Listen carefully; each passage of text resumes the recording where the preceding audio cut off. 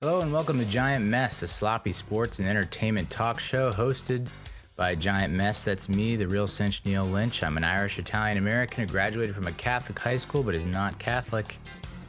I'm sorry to all my Irish ancestors, not Catholic, and the Italian side as well. Also apologies for that. And then I went to an overpriced university that's known for producing doctors of lacrosse players, and I didn't become either of those goddamn low-down, disgusting professions and or activities. Okay? Instead, I like to tell stories. We do a little bit of everything here. We cover the New York Football Giants, New York Mets, movie reviews, TV show reactions and recaps. We also do some comedy here and there. I try to lighten it up, you know? Life's hard. I'm soft. You can reach me at 862-248-1986. That's 862-248-1986. NealLynch.com is the blog. You can subscribe to Giant Mess on YouTube, youtube.com/RealCinch or Neal Lynch or Giant Mess. Real Cinch on Twitter and Instagram, Facebook.com/Giant Mess. And make sure, if you want all these bona fide, certified, triple platinum episodes before anyone else, you gotta, as the kids say, smash that subscribe button. Or it's follow too. I think follow is what you could hit as well. On today's episode, we're gonna recap the Giants' thrilling victory over the Washington Commanders, 2012. Playoff hopes looking pretty good right now. Shot up to like 87%. So we're going to take a look at that playoff picture and see what needs to happen, what has to happen for Los Gigantes de Nueva York to make the postseason. First time in 6 years. Hopefully it won't result the same way as it did 6 years ago.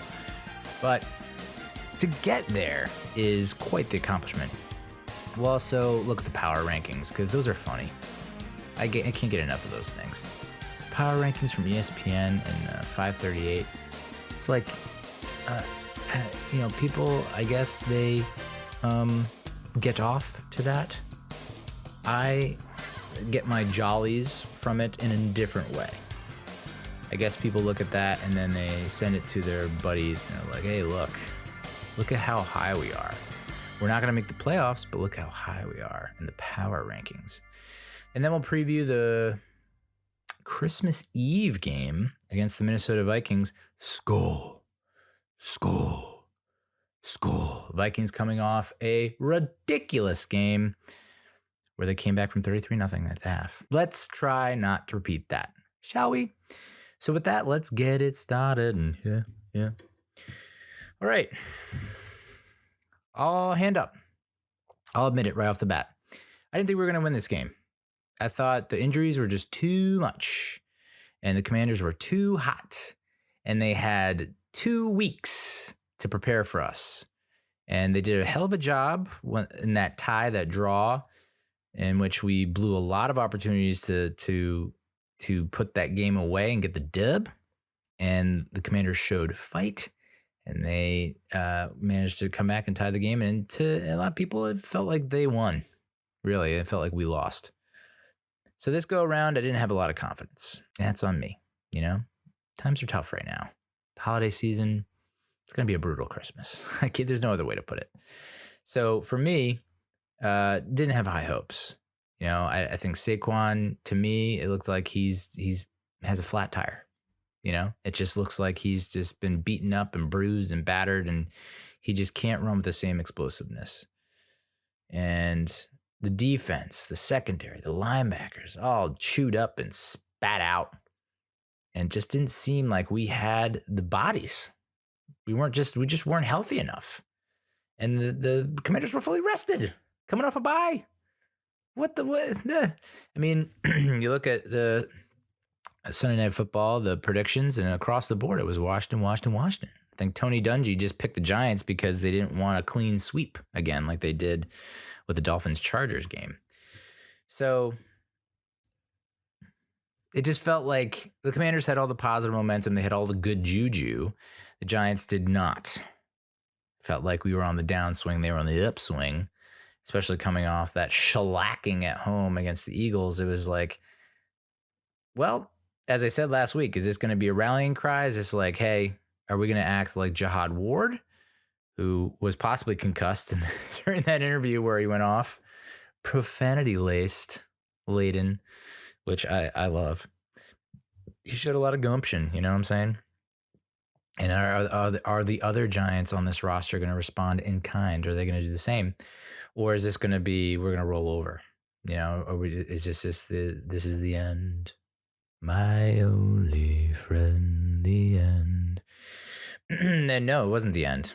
Now, should we have lost this game? Possibly. I think, one of the major storylines is the referees, which is unfortunate. I do know that we got a couple of really big calls in our favor. You had the 2-point conversion. When Washington came back and scored, it was 14-9. They went for 2. They ran that kind of a pickish play. And as Collinsworth pointed out, the pick wasn't on the guy covering McLaurin, I think it was, the open receiver.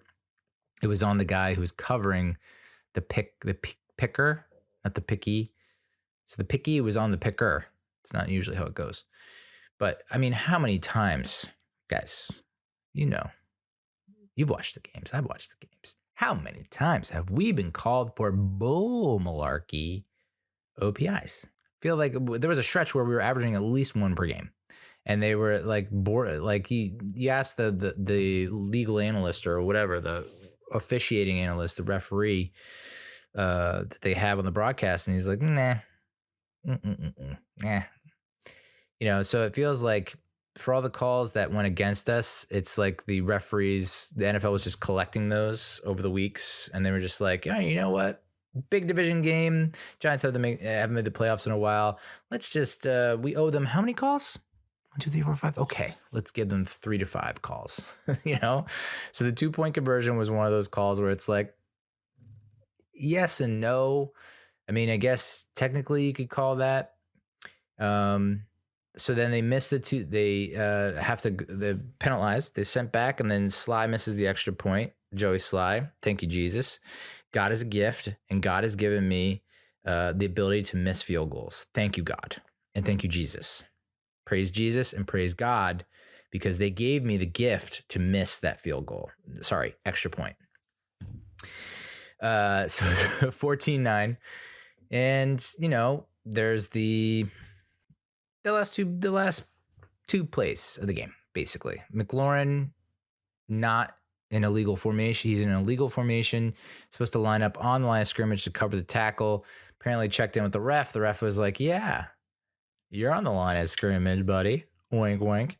And then threw the flag, which is like, that dude's a Giants fan. That we could all agree on that. And then, of course, the last play of the game on 4th down, Darnay Holmes was just, wearing that receiver like a jacket, like a full-on goose down jacket that you see all over the friggin' Manhattan. It's like, y'all, did y'all make a group purchase? Get the discount? Was it Canadian Goose? Whatever the hell that stupid jacket is. I know it's stupid, but I kind of want it, even though everyone has it. So, yeah, bunch of calls that went, I guess, in our favor. But and that's kind of the response from the Giants fan base is like, yeah, but like, think about all those friggin' calls that went against us over the course of the season that altered games. It's just nice to get one in our favor. Now, I would have liked to have spread that out a little bit. I don't think I wanted it jam packed all into one game like that, but it was if you're going to pick a game to jam pack it in, this is the one, because we needed it big time to stay alive in the playoff hunt. So, our run defense still sucks big time. I'm kind of confused how the Commanders just abandoned the run. I mean, knowing that we have Leo back, we have Dexter, we have Aziz, we have Kayvon, and the havoc that front four can wreak in the pass rush mode. But knowing that when opponents run the ball, especially with misdirection counters, which the Commanders do very well, dating back to the 80s. So in traps and all that good stuff, knowing that our linebackers are subpar at best, why they didn't, and knowing that I think Robinson was averaging like 6 yards a carry, 7 yards a carry. Why would you abandon that? Just keep at it. So I feel like it was a combination of like, why it was really Washington losing the game and shooting themselves in the foot, which, hey, that's sometimes how you get W's, and I'm not arguing with that.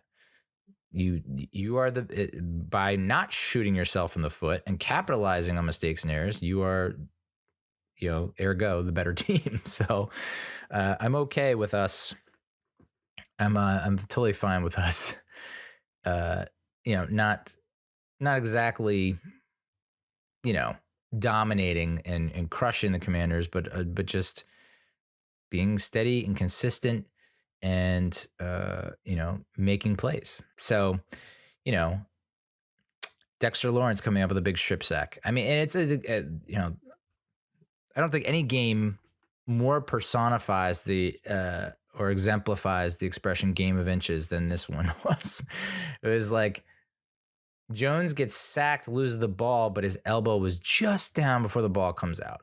Meanwhile, Taylor Heineke gets sacked by Lawrence, ball comes out just before his arm hits the ground. It's like incredible. Kayvon Thibodeau coming up and making that big stop on Taylor Heineke when he's going for the pylon. I mean, Kayvon Thibodeau, what a friggin' game, dude.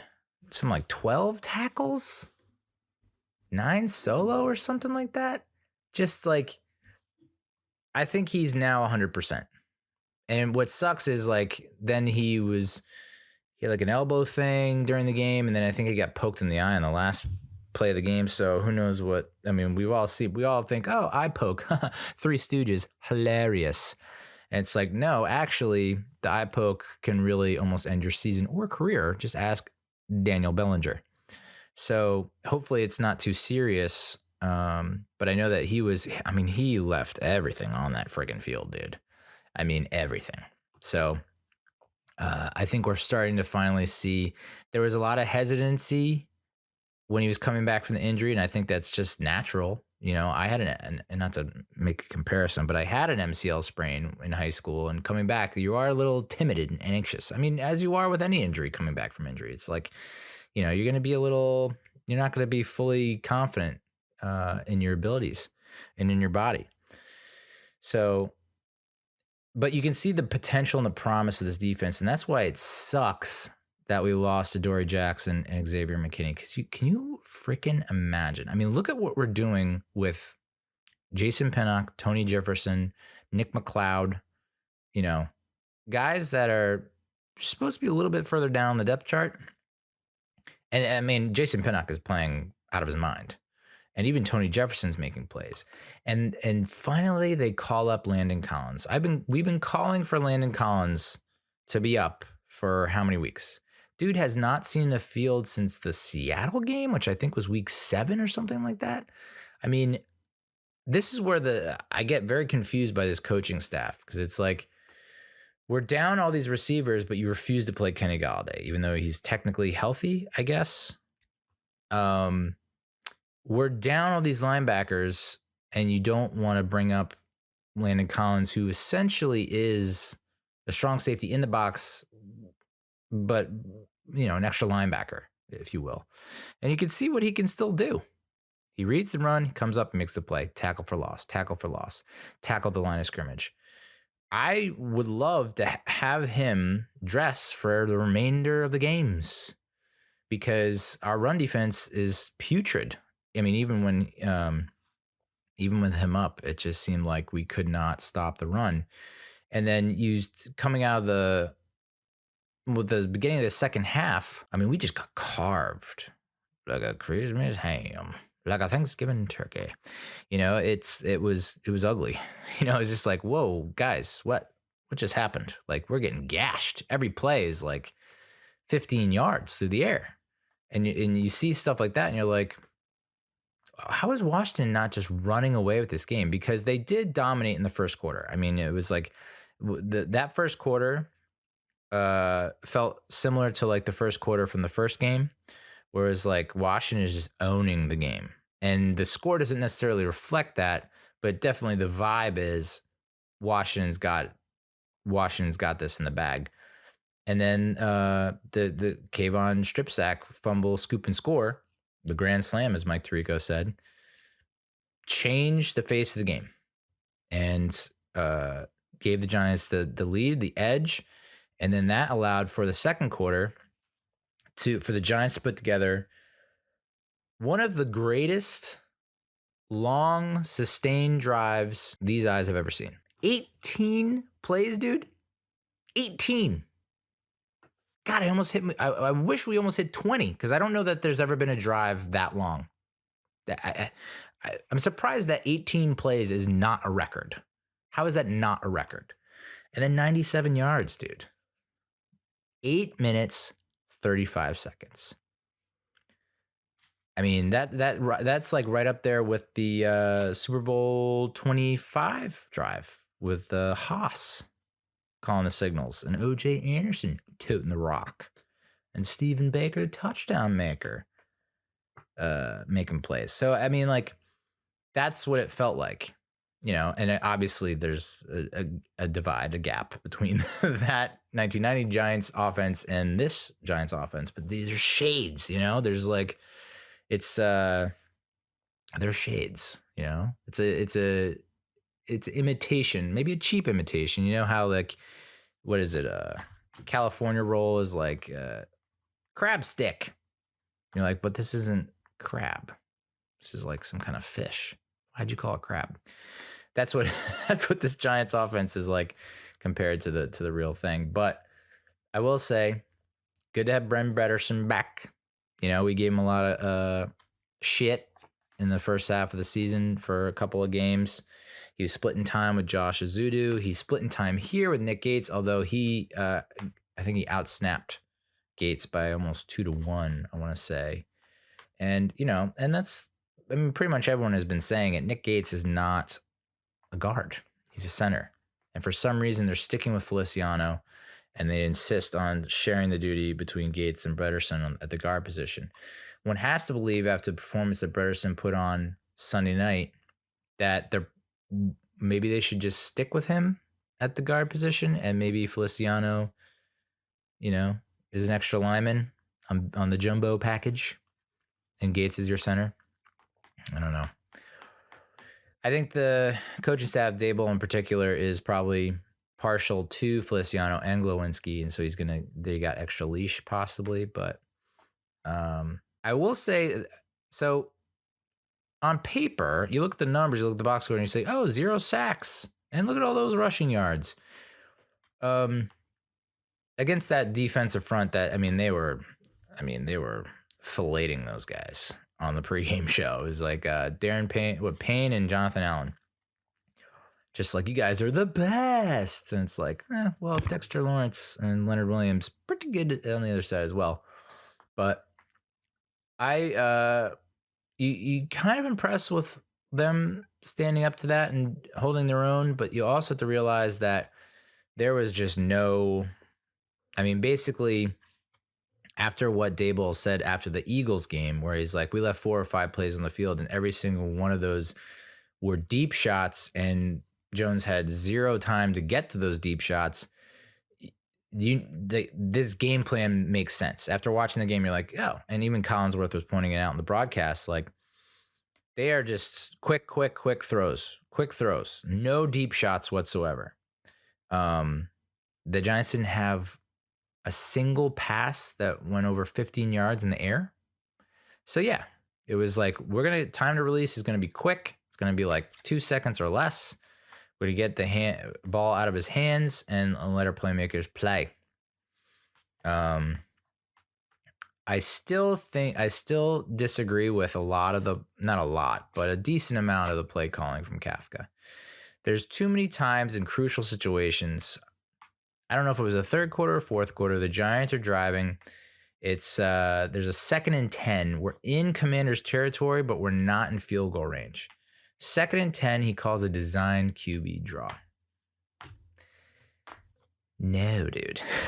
Just like no. I just I still cringe every time that Jones takes off and runs because the dude does not know how to slide. And I'm shocked that he has not got hurt this season because that's how he's gotten hurt the past 2 seasons, maybe even 3 seasons. Maybe not his first season. I think I got hurt on a sack. But past like 2020, 2021, both on runs, he got hit and done messed his body up. So I'm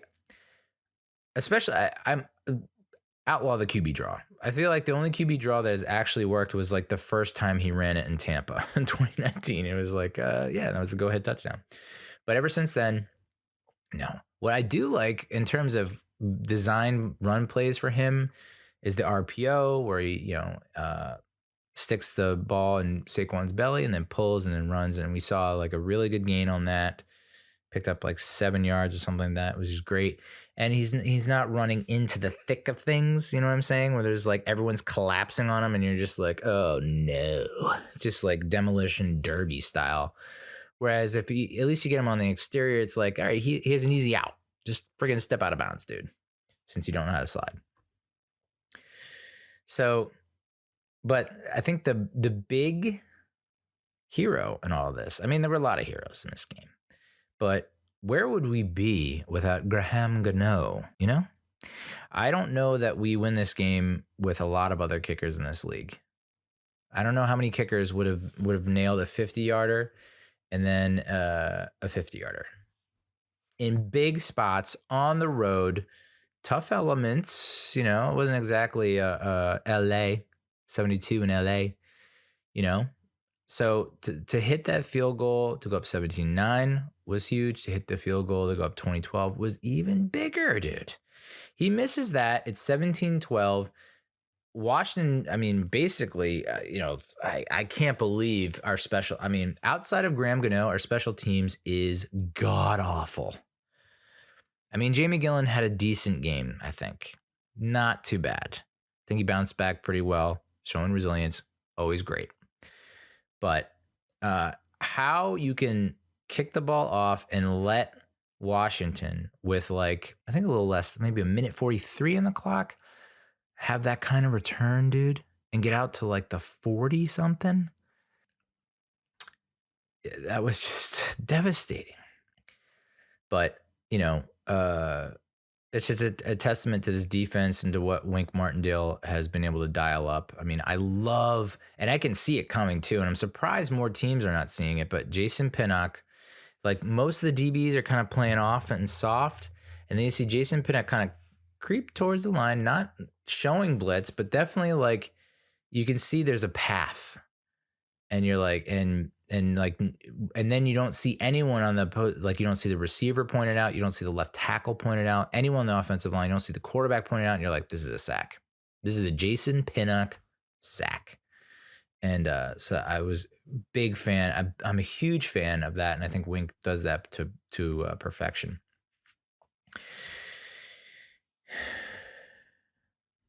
Washington had one more first down than us. They had more rushing yards than us.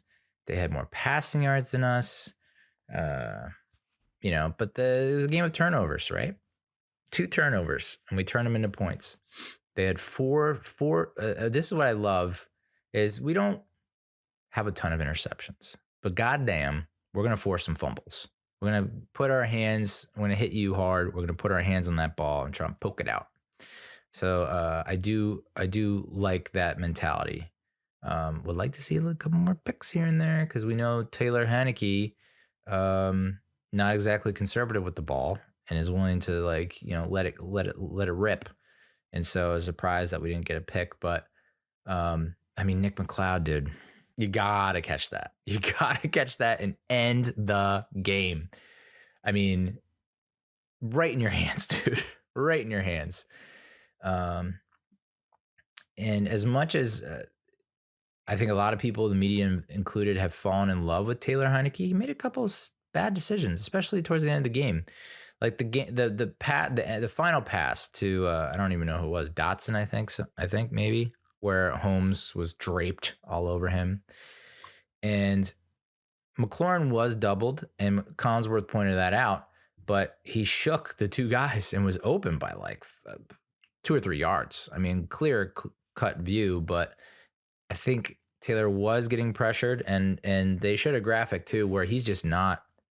I mean, I don't know about traditionally, like historically, but in this game, he was not good under pressure.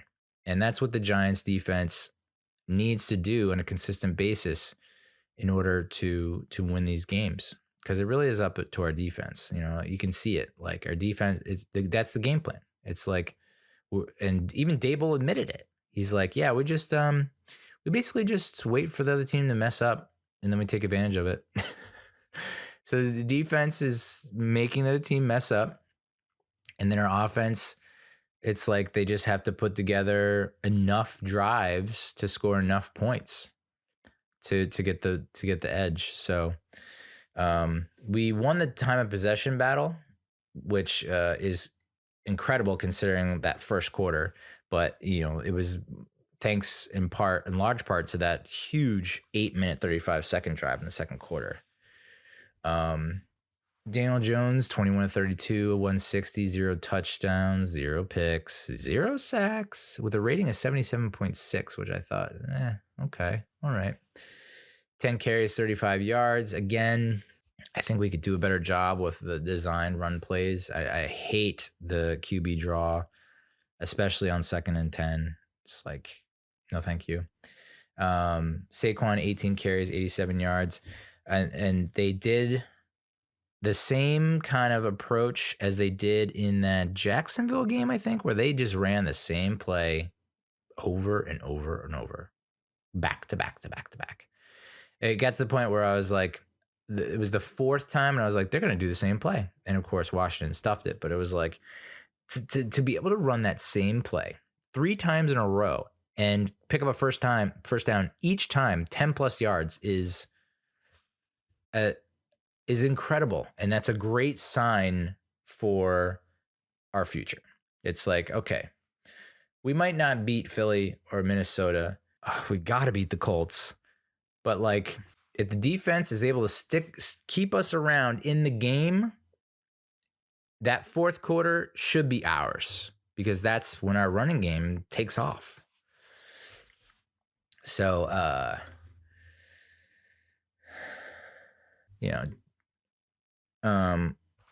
Jahan Dotson did have 4 catches, 105 yards, and a touchdown. Most of the yardage came on that like 60 some odd yard bomb from Heineke, which that was not poor coverage. I mean, he had pretty good coverage. It was just a great play by Dotson. McLaurin, 6 catches, 70 yards, which is fairly decent. It's not like, I think anytime that anything above that, you're kind of like you're playing with fire. But for the most part, I think they held him in check. And Curtis Samuel didn't do a whole lot. And we managed to keep the tight ends in check, which is a win for us. But yeah, so Thibodeau, 9 solo tackles, 3 tackles for loss, QB hit, forced fumble recovery, touchdown. Ryder Anderson coming up from the practice squad getting a sack. Say what? Azeez Ojulari, 4 tackles, 2 QB hits, and half a sack. I guess they gave him half a sack on the strip sack, or the forced fumble by Dexter Lawrence, who got the other half of that sack. 3 QB hits from Sexy Dexy. Jalen Smith with 9 tackles. Holy crap. That's probably not for the best, though. Not a lot of tackle for losses from that dude. But Jason Pinnock had a pretty decent game. Julian Love, a pretty good game. Fabian Moreau holding his own. Leo, even though he didn't get a ton of notches in the box score, just great to have him back. I think, just his presence on the field means you're going to have to pay attention to him. You're going to have to double him in certain circumstances, and that will open up Dexter or Kayvon or Azeez. So good to have Azeez back. When those front four are 100% healthy, they're probably one of the best. Like I would say, top five front fours, I think, when they're fully healthy. And Leo wasn't. I don't think Leo was like 100%, but pretty good effort out of him, and he got a couple pressures, and he was just disrupting some things. Maybe not wreaking havoc like Kayvon, but like it was just good to see him on the field and contributing and to the madness. Kayvon ranks first in QB hits among rookies, third among rookies in QB pressures, and third among rookies in QB hurries. He also has more touchdowns than Kenny Galladay. Come on, why you got to do that? Huh? Since Azeez Ojulari's return 3 weeks ago, the Giants are second in the NFL in sacks, only behind the Eagles, and the Eagles probably have the best front four in all of professional sports, not just the NFL. So that's pretty good. Pretty good. So I think that if we could, again, keep this front four intact, figure out how to mask the blemish that is our linebacking crew, and I think we can do that with Landon Collins. I would just put him on the field. I don't think he's gonna get he's not. We have safeties galore. We have Pinnock and Jefferson and Love, and so he's not. He's a safety in the box. That's his position. It's basically a linebacker position. So like, why not just continue moving down that path? Dane Belton, I don't think saw the field at all. And I saw that there were some people asking about that on Twitter. He hasn't played in like the past 2 games much at all. And I guess, though it wasn't really evident to me, that he was making a bunch of rookie mistakes, filling in for Xavier McKinney after his injury. But I don't know, man. I still have I don't know. I got a pretty good feeling about him, so I'm hoping that he sees his way back on the field. So we're 8-5-1. We probably should be 6-8, but here we are. And so what does that mean for the playoff picture? Well, glad you asked. Right now, it's looking like if the season were to end today, we get the 6th seed, which is Banana Land. And I believe the Commanders currently have the 7th seed because they're half a game up on the Seahawks and Lions. So if we are the 6th seed going into the postseason, we're going to have to square up and square off against those San Francisco 49ers. Nightmare Alley, dude. I am not high on facing the 49ers. For whatever reason, I feel better about facing the Vikings than I do the 49ers. Because it feels like the Vikings are somewhat vulnerable, and they've shown that they can get down big and then come back. But it looks like, every game is competitive, and it looks like, the Cowboys, I think, stuck it to them. I think the Eagles stuck it to them. So maybe they have an NFC East deficiency. Like they have a weakness, where the NFC East is their kryptonite. I don't know. So I would we'll see how we stack up against them this Saturday. But I think the general feeling is that we do not want to face the 49ers because they are a freight train from friggin' hell right now. Christian McCaffrey looks unstoppable. George Kittle. They just have a lot of weapons, and this Brock Purdy dude looks like he's got the chops. Now, Wink Martindale is probably frothing and drooling and hooting and hollering about being able to face a Mr. Irrelevant rookie quarterback. I think that he's chomping at the bit to get at that action hoss. So, but just from a fan's perspective, seeing what the 49ers are doing and just like the momentum they have, it's like it's a hard pass. I will say it is going to be the 20th anniversary of the wild card collapse when the Giants went into San Francisco and put a whooping on them for the most of the game, and then blew the 21-point lead, something like that, to lose on that stupid botched field goal. that should have been pass interference, but why reopen that wound? Why would you do that, Neal? But so, and a lot of people I think maybe thought, Giants squeaked in that year in 2002. Like it took them to the last game of the year. Is this sounding familiar yet?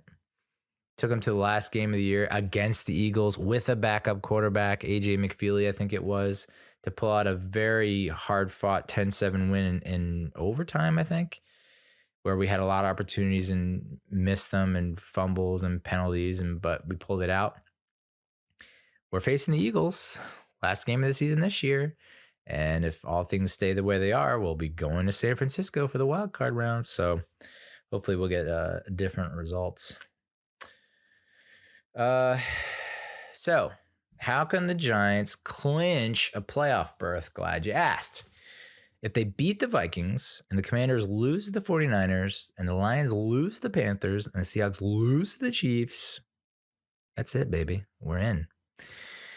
For spot number 7, I guess we can clinch it if the Giants beat the Vikings, the Commanders lose to the 49ers, and the Lions lose to the Panthers. Okay.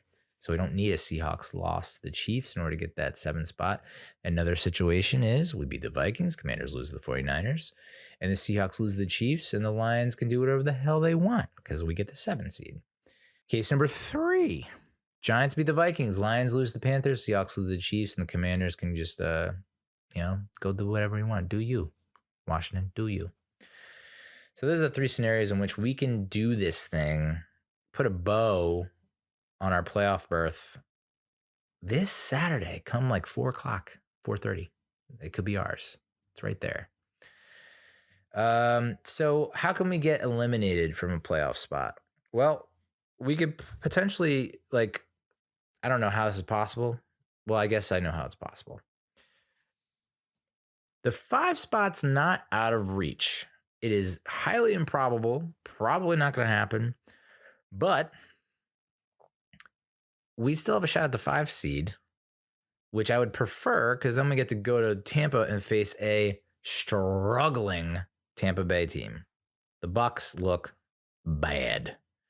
So if I'm thinking about, okay, who we got to face, 2, 3, or 4, I guess it would be the Vikings. I would most prefer to face then the Bucs, or the Bucs, then the Vikings, and then the Niners.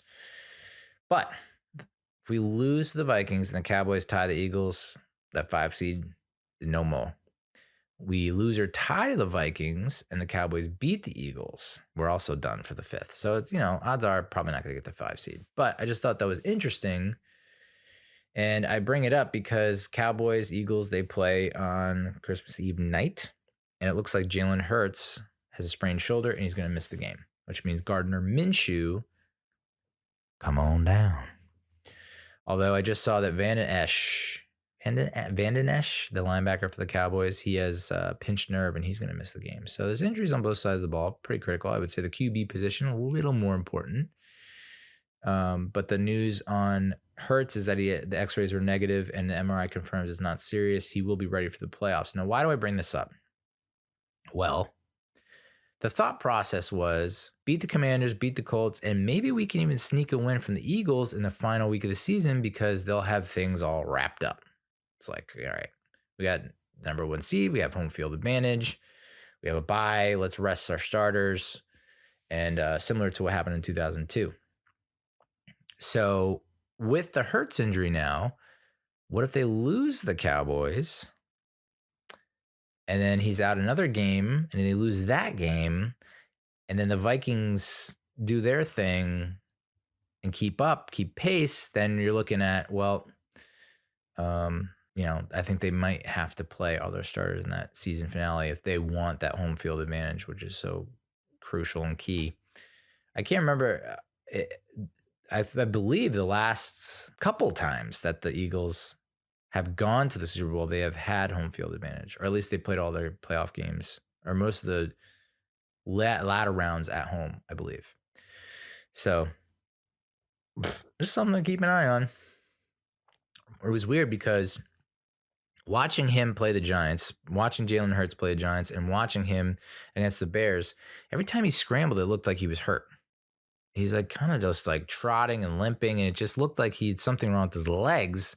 I didn't even think about his upper body or his shoulder, and Gardner Minshew's no slouch.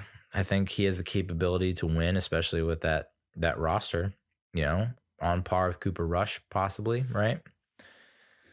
You surround a quarterback with an offensive line and weapons at wide receiver. Wow, what a difference. So I think that's what most Daniel Jones supporters, myself included, believe. It's like it looks like we have our tackles, our bookends, could probably do a little renovation in the middle and the interior. And then it'd be great to have like one or two, maybe three receivers that, and I mean, interesting enough, Collinsworth was praising Washington for the ability to bring in guys like McLaurin, Samuel, and Dotson. He thought that's a pretty good trio. And yet, I mean, yeah, they had, Dotson has the big play. McLaurin's, making waves. Samuel didn't do a whole hell of a lot, but they were handing him the ball off. And I was like, you have another running back, and he's pretty good too, Gibson. Like Gibson and Robinson are one of like 3 or 4 running back duos that have 125 carries this year or more. So it was interesting that they were not going with Gibson. You're going to keep handing it off to Samuel? Huh? That's your thing. It's your shtick? All right, cool. So, yeah, if you're a Commanders fan, I'd be pissed too, but come see, come saw, man. So, Giants at the 6th seed, 7-5-1. We got Minnesota on Christmas Eve. We got the Colts on New Year's Day at home, and then we're at Philly for the season finale, January 8th or 9th. I think a lot of people have us going 1-2 down the stretch. I would not be shocked if we go 2-1. And fuck it, let's go 3-0, dude. This Minnesota team, I have a take. It's not very hot. It's kind of Luke, but are the Vikings just a healthier version of the Giants? And I can hear you laughing. Okay. Rude. But I will say this.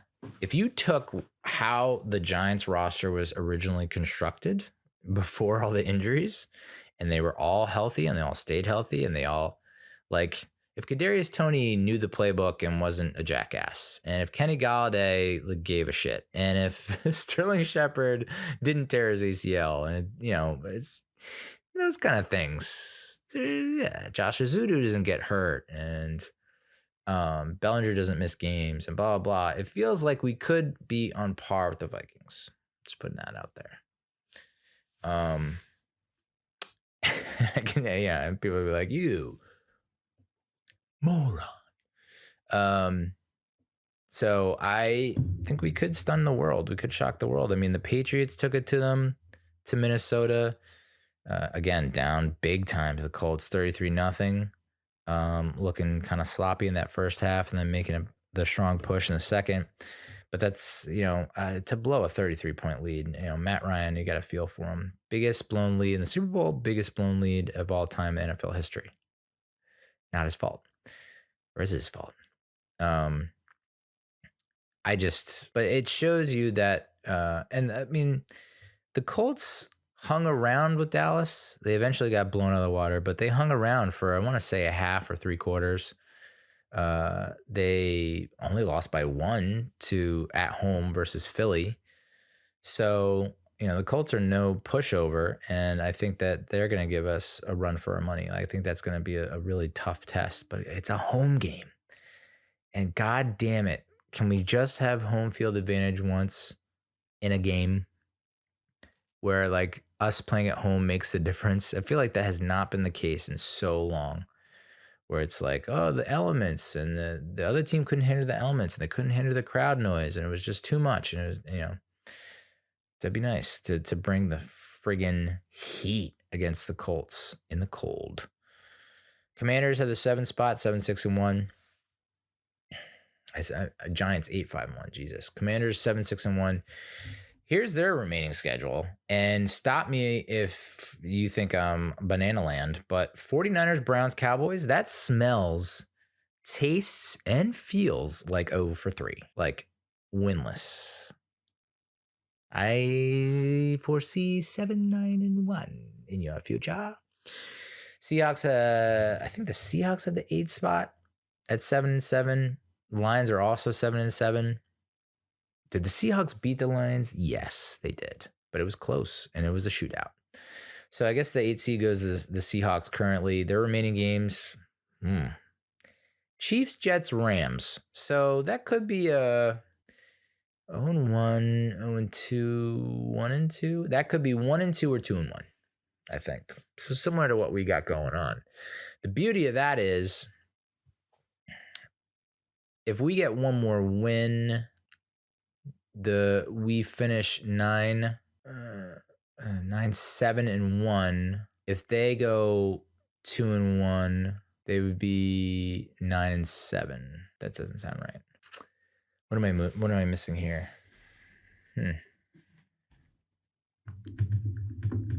Thought I had that down pat, and I whiffed. That doesn't sound right. That's not right. Come on now. 8-5-1. Yeah, got it. Seahawks 7-7 with 3 games left. Yeah. So Jesus Christ, Neal. If they go 9-8 and we go 9-7-1, we have the edge. So it's great. So realistically, by us winning one, that puts the pressure on them to win out, essentially. But if we don't win, we go 0-3 and we go 8-1, and they win 2 of 3, then they obviously they in. Lions are 7-7. That's another team that beat us. So again, we win one game and they lose a game, we're in. It's that simple. My goodness. So yeah, I think that's the playoff picture. Remaining schedule for the Lions, who are 7-7, Panthers, Bears, Packers. So it almost feels like if I were a betting man, which I am, and I'm a loser, baby, so why don't you kill me? I think the Lions have the edge of the Seahawks. I think the Lions, although the Panthers are pushing for the NFC South crown, which is crazy to say out loud, considering what they've gone through. Traded away McCaffrey, cut Baker Mayfield. That's their starting QB1. That's their starting RB1. And are winning more games without them. With Sam Darnold. So, not a cakewalk win. I think the Panthers will give them everything they got. So that should be a close game. They've beaten the Bears before. They could probably beat them again. And then the Packers, that would be interesting.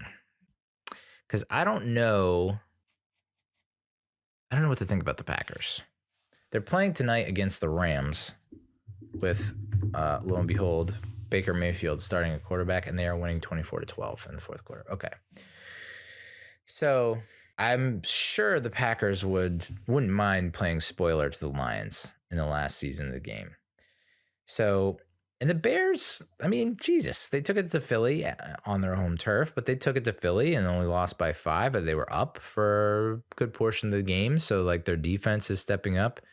I don't know what's going on Justin Fields, if he's still hurt, as I know he left the game for a little bit, but if he stays healthy, I mean, those are 3 very losable games for the Lions, especially if the old Lions show up. They're not these new age Lions.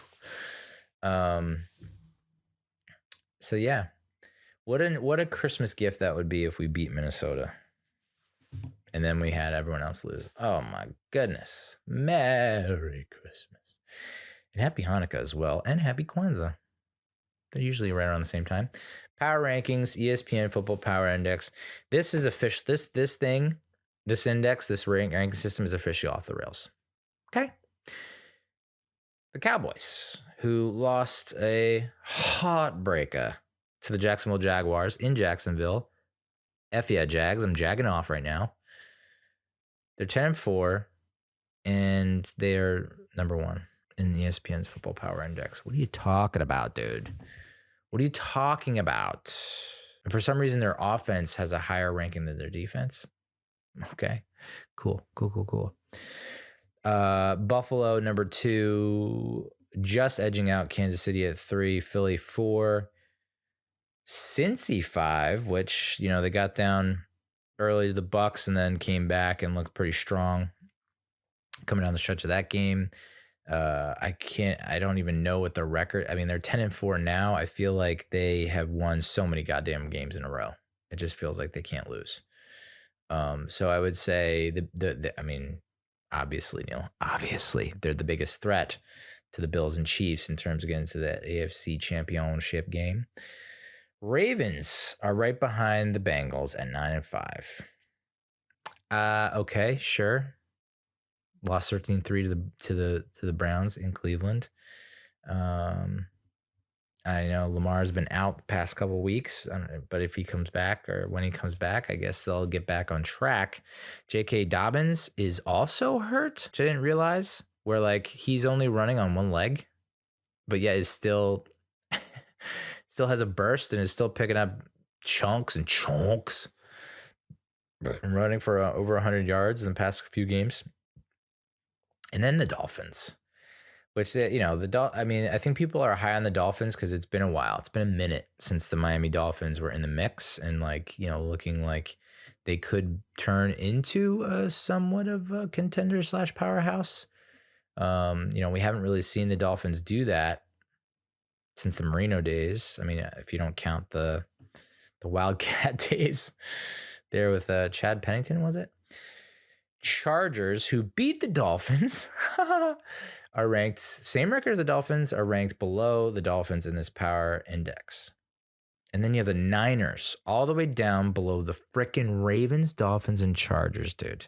What are we doing here, ESPN? I don't know what kind of algorithm you're using, what kind of formula, but this is wacky, dude. Like, San Fran, in my opinion, is like a notch below Philly. That's where I put them. Then you have the freaking Packers at 5-8, the Jaguars at 6-8, which I don't disagree with that. Doug Peterson, that son of a B, has the Jags playing well. They almost beat us. They hung around against Washington. They hung around against Philly. They hung around and they beat Dallas, coming back, down double digits multiple times in that game. Trevor Lawrence is blossoming. Travis Etienne, pretty decent back to carry most of the load. They have a pretty decent receiver core. Christian Kirk, Zay Jones, Evan Ingram. Oh, boy. So, and their defense. That defense is pretty tenacious. That's a tenacious D right there. With karate, I'll kick your ass from here to right over there. Oh, yeah, a motherfucker. So, Jacksonville, I agree with that. Even though they're 6-8, that's like they could win the friggin' division. They could win out and snatch that crown from Tennessee. Then there's the Raiders. They have the freaking Raiders ranked higher than the Giants at 6-8. They're ranked 12th. I mean, what are you talking about, dude? They have, I don't think you would fully appreciate, maybe I'm not conveying the message the proper way, but holy fuck, dude. The Raiders are above the Patriots, Vikings, Bucks, Browns, Saints, Steelers, Titans, Commanders, Giants, Lions, Panthers. Feels like it should be below all those teams. I mean, what a ridiculous finish to that game against the Patriots, dude. I mean, I not to beat a dead horse, but holy macaroni, dude. New England, what's going on in New England? Eesh. So yeah, Pats are above the Vikings. Outrageous. They lost to the Vikings. They're 7-7. The Vikings are 11-3. The Buccaneers are ranked above. I guess that's an okay ranking. I guess they fell 9 spots. And they have the defense ranked higher than the offense, which I agree with. The offense is just a calamity of errors. And I bet Brady's not happy, if I had to guess. But like the Browns, Saints, Steelers, Titans, and Commanders are ranked higher on this stupid power ranking thing And we beat Tennessee. We beat Washington, tied Washington. And I feel like we have a better team than the Browns and the Steelers.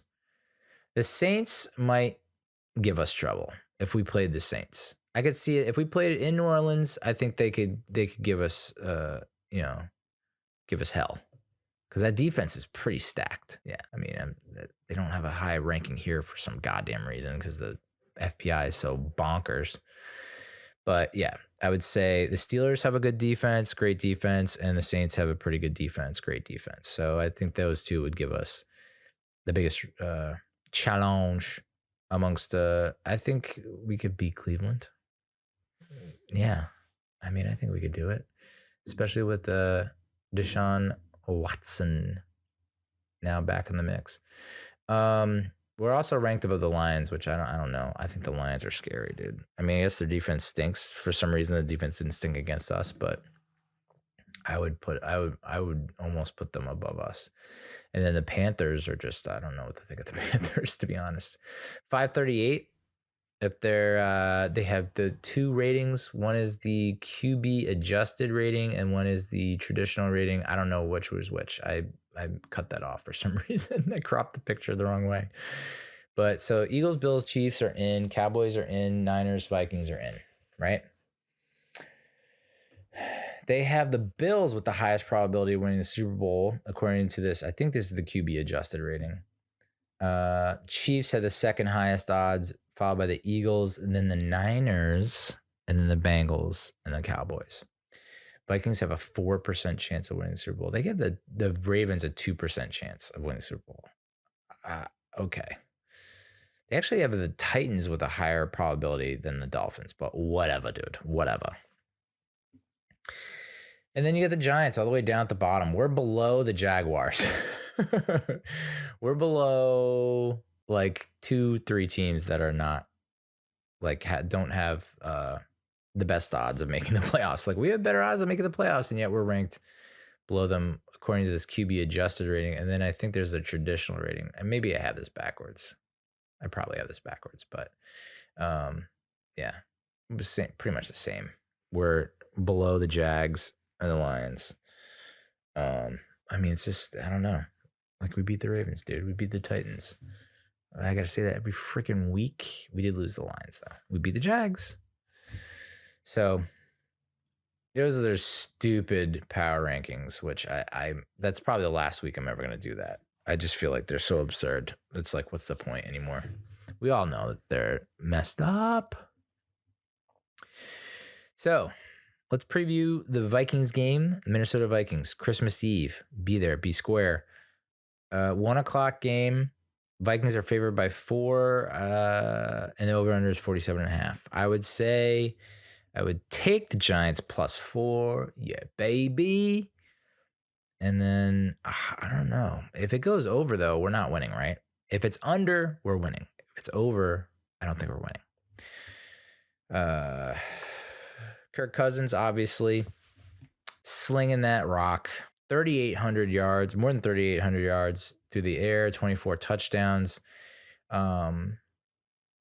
Justin Jefferson, absolute beast, over 1,600 yards receiving, 7 touchdowns. And Dalvin Cook surpassed 1,000 yards rushing, has 8 touchdowns.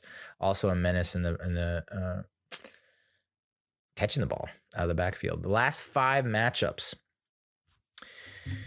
have not really gone our way. We lost to Minnesota in 2019. It was pretty bad. We lost to Minnesota in 2016. That was pretty bad. We lost to Minnesota big time in 2015. That was the Monday Night Football game at the University of Minnesota when OBJ was suspended because he decided that he wanted to decapitate Josh Norman from the Panthers the week before. We won the 2013 game that actually snapped our 0-7.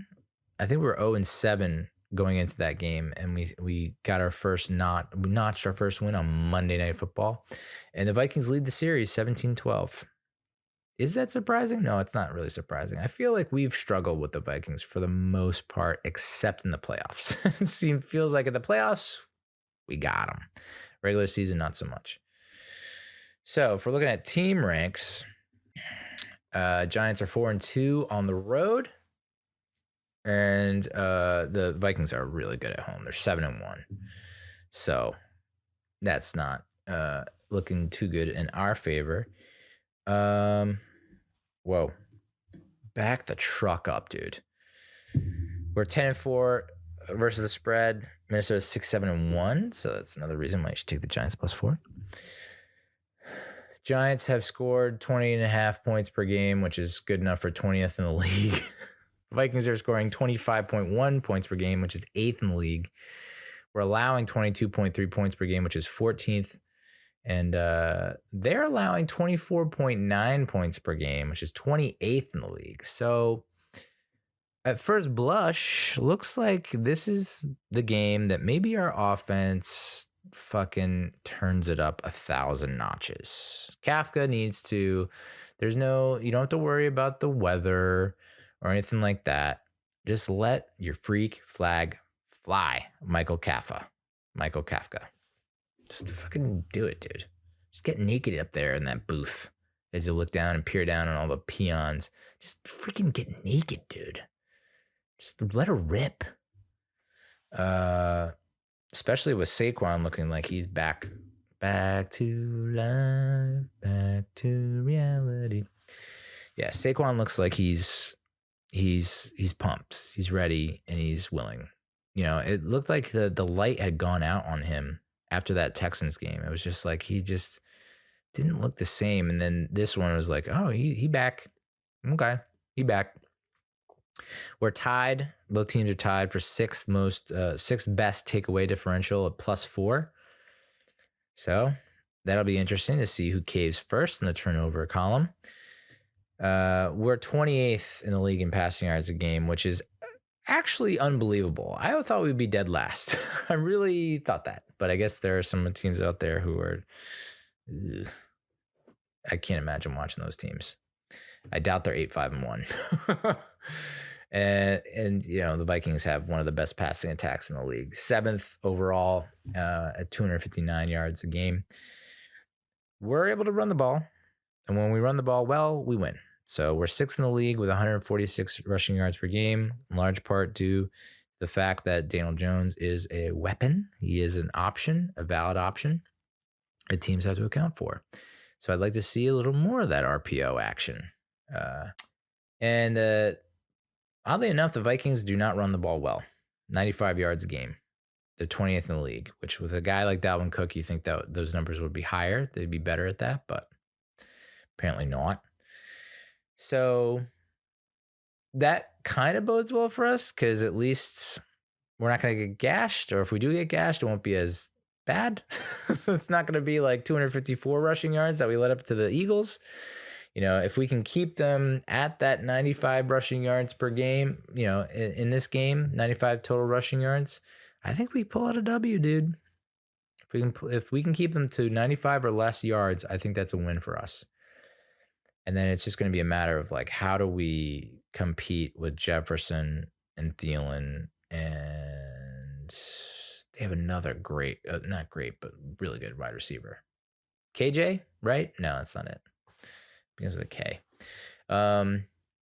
Defensive passing yards per game, they're 31st. So that's why I'm telling the Kafka, dial it up, baby. Crank that shit to 11. Let's do this. I want to see multiple Slayton. I want to see Hodgins deep digs, dig with Hodgins, or back shoulder, or verts. I want to see Slayton double moves. I want to see Richie James get all up in that crevice, up the seam. Let's see it, dude. And I'm sick of like this underneath bullshit to Saquon. He leads the team in receptions, and yet his yards per catch are like 4 yards, maybe. I've been saying this. I don't know how fucking long I've been saying this. But like the one time that they split him out and throw him the ball, it's almost 10 yards. How about you split him out more? And this is the formation that I love the most is Breida and Saquon in the game at the same time, and one of them is spread out a wide receiver. It's got to mess with the defense to the extent where someone's going to be open because there's a little bit of confusion going on.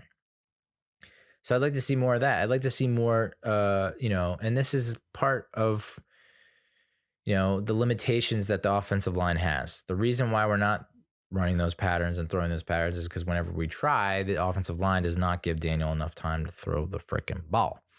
So I'd still like to see, maybe it doesn't have to be 15 plus yards down the field, but I want to see guys moving north and south when they catch the ball. I'm like, the crossers are great and the flats and the outs and the da-da-da, they're all great, but I want to see, like, let's get vertical and up the field with the ball. And to be frank, to be honest, they have been doing that even on the parallelograms, the crossers and whatnot when they're running across the field. They are doing a pretty decent job of catching it and lunging forward, catching it, get north immediately. I think that's like key. They picked up a couple first downs that way. Defensive rushing yards per game, I mean, we're 29th in the league. I mean, it's pretty ugly. But if we are facing a pretty poor rushing team, maybe we're able to keep them in check, especially if Landon Collins is suiting up. And then defensive rushing yards per game, they're 18th. So they're not like top echelon in terms of run defense. So I think Saquon should have a fair amount of success. And maybe this is recency bias, but I feel like with a win like they had against Washington, it kind of breaks you free of your chains. They've been chained up past 4 or 5 weeks. That loss to the Lions really took a lot out of them. And I think that carried over into the Dallas game and the Washington game and the Philly game. It was just like, oh boy. We just took a big old punch to the dick and we're still out of breath. So limbs are tingling.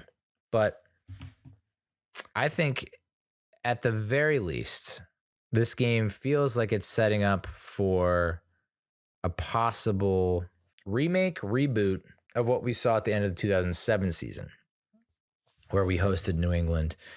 Both teams had all starters going, and we took them to the bell. We took them all 12 rounds, 10 rounds, whatever it is.